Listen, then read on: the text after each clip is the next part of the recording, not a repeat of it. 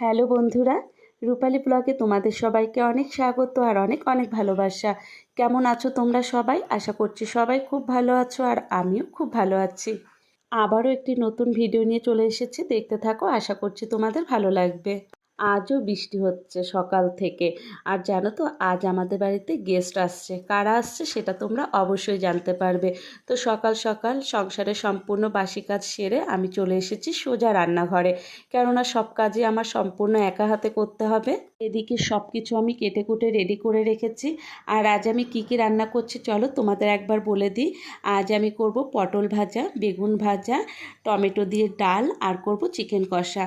Finally আমার রান্না complete হয়ে গেছে। চলো তোমাদের একবার দেখিয়ে দিই আমি কি কি রান্না করলাম।